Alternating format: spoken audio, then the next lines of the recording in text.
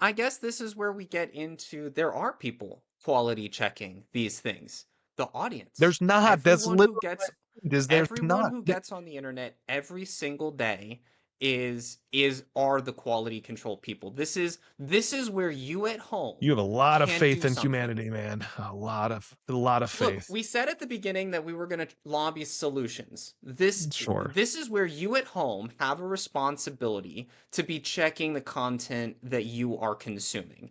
And you should be actively like downvoting and letting people know your discontent with AI content because Spotify very recently, there's a creator that I follow on Instagram, and she talks about the landscape on Spotify. And this is what becomes very scary about where AI is going.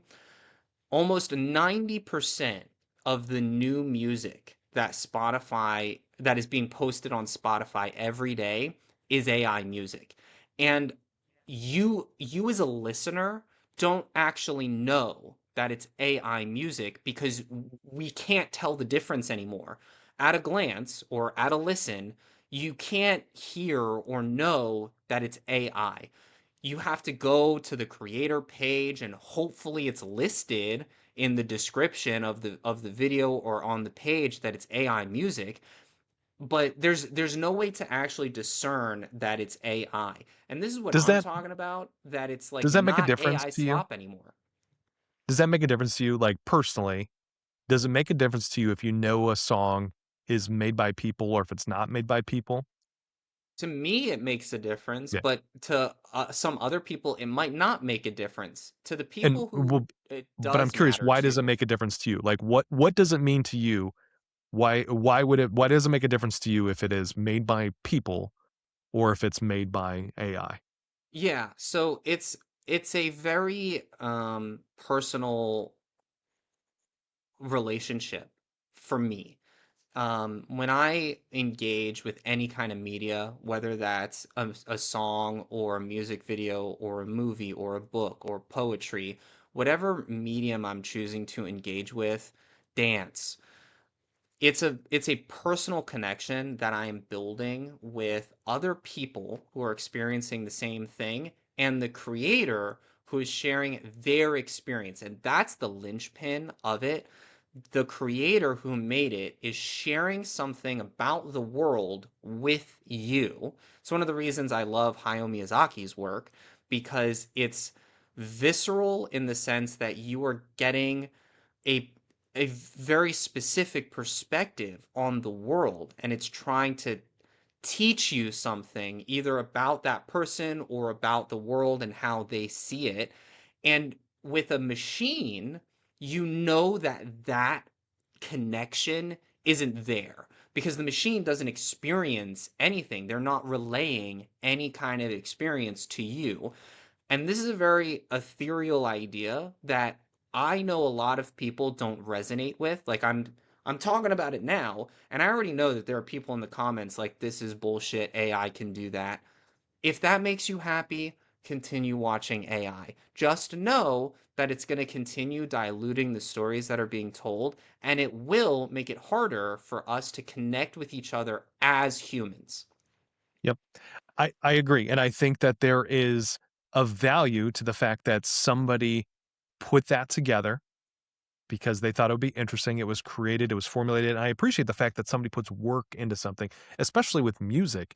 Hearing just random noises generated by an AI, even if it sounds good on the surface level, does not hit the same way for me. I won't listen. I mean, anything I find that I know is AI music, I won't listen to it because I don't see the point. There's no a music is supposed to be a capture of an emotion, and that's not there. It could be simulated, but The it's thing not is real. though, the thing is though, like if you explore Spotify's, like Spotify has a thing on there where it's like Discover Weekly or Discover New Music. Yeah, and you don't always know. 90% of the stuff that's being suggested to Well, you is not and a real music. that's why some of these platforms are talking about how to create what do they call it? Like an AI fingerprint for music. This way Hmm. you can identify it because there are people that don't care. And I get that. I wish that they did because I think it's a shame. Even the Not people, only because it this is the doesn't have scary that, but thing. also it's stealing stuff from other people. I mean, in Well, order this to is, but form in order to this is form this. that song, it has to look at real creators, take their music, leverage that to create that. So why are we just giving some computer our listens and letting them build money for somebody who is sitting behind a desk just prompting one Yeah, script I and then mean, going there's versus the actual definitely. people that made the hard work, blood, sweat, and tears to put that in there from a real experience. I mean, like, for starters, the people who don't care about this don't care about that argument of it. They're like dance monkey dance people. They don't care. I have an issue with the fact that it is technically stealing, but the real problem is that even the people who do care, like me, are getting fooled. I have inadvertently listened to AI music, thought it was pretty decent music, and then found out later that it was AI music. And And listen, doesn't that make you I'm not a feel like you were particular. duped? Like, doesn't that, I Yes. don't know, like Yes, I was that makes me 100% feel, duped. yeah, but like, doesn't it make you feel gross, like you were tricked? Because that's the way I Yes. feel. And Yes, when I but the watch, the thing is, how do you avoid it when 90% of what's being served to you is that content?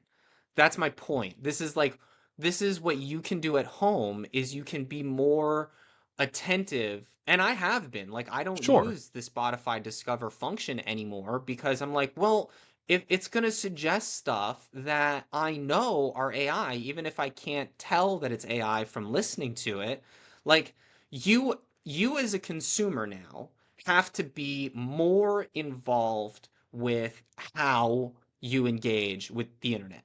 And most people don't want to hear that. Most people get on the internet because they want to just be lazy and they want stuff just served to them on a silver yeah. platter.